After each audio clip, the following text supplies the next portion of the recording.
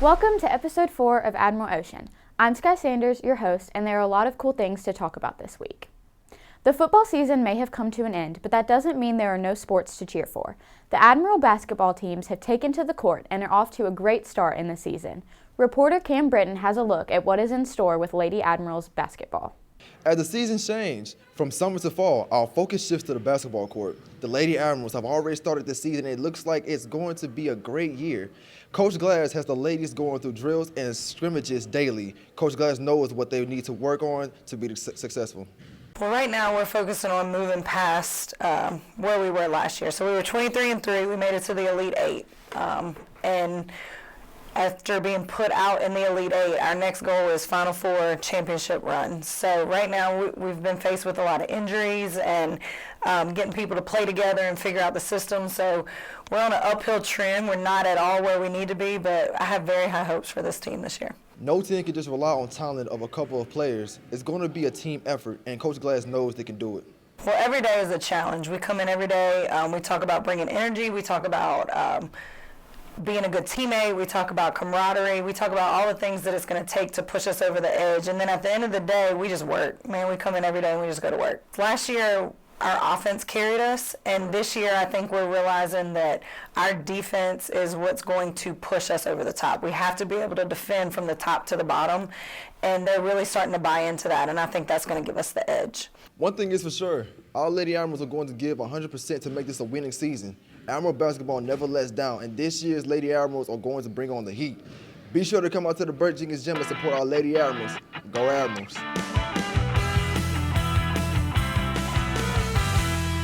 The Admiral Band just finished the 2021 marching season and ended the year off with a bang. They participated in 3 contests this year, the first of which was state evaluation. Our first competition we never actually competed in since we hosted that competition, and that was at state evaluation.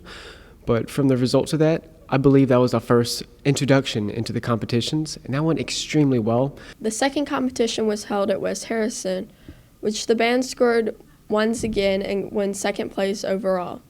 Coming off the big performance, the band was ready for their competition at Daphne, Alabama, in which they scored first place overall, winning the competition. The win at Daphne, it greatly improved the morale of the band. I think that has been the biggest boost of morale in the band. Even the band director said it was one of the high points in their careers. We were able to accomplish anything we can put our minds to. After coming out on top, it gave us that great accomplishing feeling that we were able to do that for once. And in the years past, we haven't been able to do that, but this year we truly changed that perspective. The win at Daphne will only make the band build on their success, and we look forward to seeing what they will accomplish in the years to come.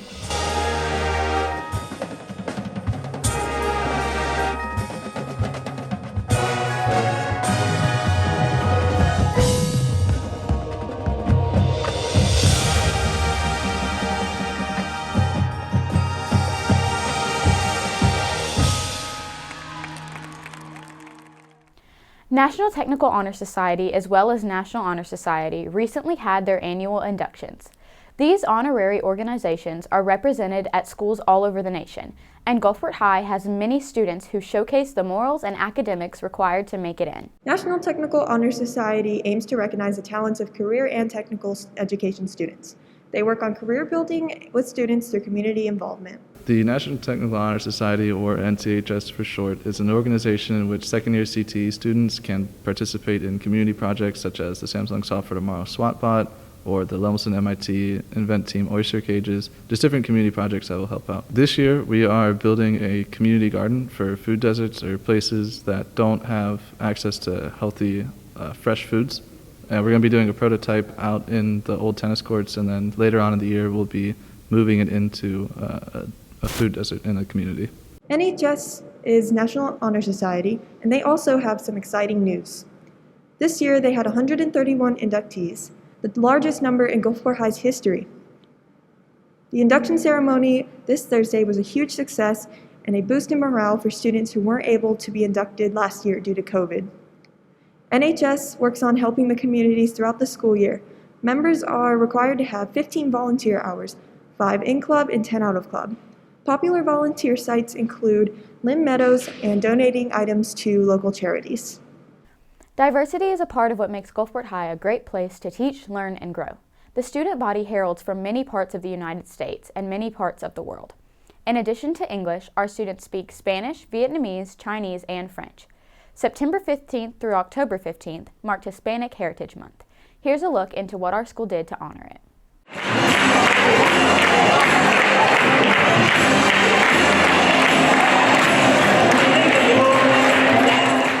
Student body at Gulfport High is very diverse, and that diversity is what makes GHS so special. For all of us, our heritage is very important, very personal. We celebrate this diversity, and it's a way we learn about who we are and how we can appreciate each other. Recently, the heritage of the Hispanic community was celebrated here at Gulfport High. As part of the annual Hispanic Heritage Month, Ms. Saliers and many other GHS Hispanic students put together a celebration in the cafeteria. Students got to experience authentic food, see clothing from the Hispanic culture, and also listen to the music. A celebration where we remember and honor the dead. Following this event, ELL students shared with Mrs. Lee's Spanish class about the Day of the Dead. The reason that I teach my students about the Day of the Dead is because I like to integrate not only the Hispanic culture, but I like to integrate any other culture. As we're celebrating today the Day of the Dead, that is giving an open door for other cultures to celebrate any tradition or custom that they may have.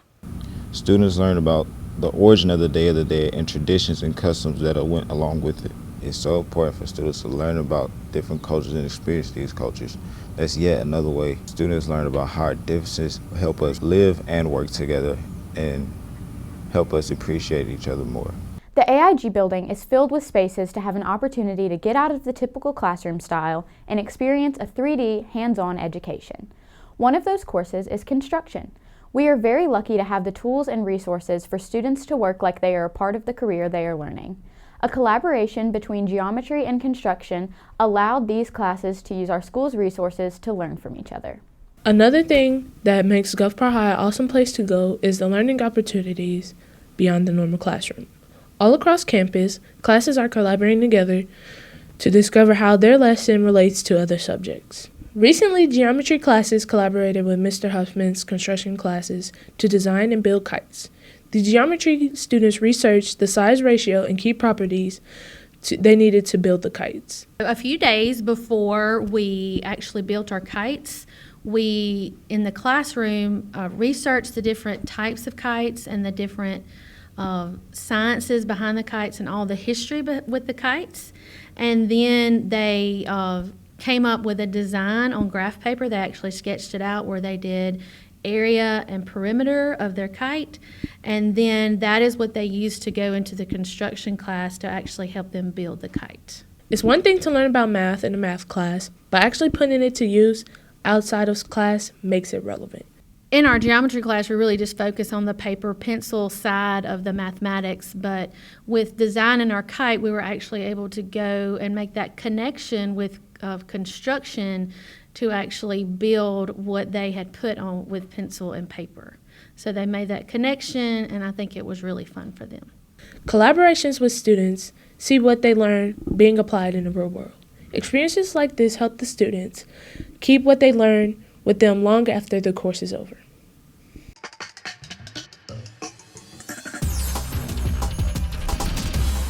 Today I'm here with Ms. Husley, and we're going to be asking her a few questions based on her thoughts and inputs on the mask mandate being lifted. So first and foremost, Ms. Husley, what is your honest opinion? Like, how do you feel like the outcome would be as soon as the mask will come off? I'm excited about the idea that we finally get to take our mask off and go back to a little bit of normalcy. I think we're all looking forward to that. There's a bit of probably some fear still in what will happen when they all come off. I mean, we do have over 1,700 kids on campus that some have been vaccinated, some haven't, and that's your choice. And so we just have to be careful and cautious and make sure that we're still, if you're sick, don't come to school. If you're not feeling well, make sure you go to the doctor. All of those things, that way we can continue to keep our mask off and it not be like the beginning of the school year when, we came back with no mask and then, a week later we're all back to wearing that mask again. We're hoping that doesn't happen again. we're seeing a lot of positive updates with less and less amount of positive cases, not just on campus but in our community, and I think that's a great thing. And so I think we'll be able to do what we need to do and maybe finish out our year with no mask. I think realizing that we have been under a mask mandate and having these changes that we've had to our normal environment for about a year and a half now. And what we really have to understand is that took a lot of who we are as people and society and our social norms away and kind of change things. And so what we have to look at now is how to get some of that back and to be comfortable being around people and realizing people's limitations and tolerances and be tolerant of each other, because now we're going to just go right back to, everybody being able to eat lunch together eventually. And when you put a lot of people together who hasn't been together for a while, we have to learn how to tolerate one another again. It's kind of awkward. Yeah, and so, those are some of the things that, we have taken for granted in the past. And once it was taken away, now we have to relearn how to be together again. So I guess that is my message to everybody. Be nice, be kind, love one another, share some positivity. And we'll get through this. Everybody needs a little pat on the back and a little reassurance that we're going to be okay. In honor of Thanksgiving break being the 22nd through the 26th, we asked some of our staff what their favorite and least favorite holiday foods are. Okay, my favorite thing to eat for Thanksgiving is yams, and my least favorite thing to eat for Thanksgiving is probably ham. My favorite thing to eat for Thanksgiving dinner is macaroni and cheese, and my least favorite thing is cranberry sauce. My favorite thing to eat for Thanksgiving is ham. My least favorite, probably cranberry sauce. My favorite thing is ham, and my least favorite thing is probably like nasty stuffing, or like the cranberry sauce that's like Jello kind of that people buy in like a can. It's disgusting. My favorite thing to eat is turkey. My least favorite? My favorite thing to eat at Thanksgiving dinner is my Gigi's potato casserole, and my least favorite thing is turkey. I hate turkey. Shake your left hand, gobble, shake your right hand, gobble, shake your tail now, gobble, gobble, gobble. That's all for this week's episode. Just a reminder that when we come back after Thanksgiving, masks are no longer required, but they are highly recommended. Thanks for watching and have a great week off.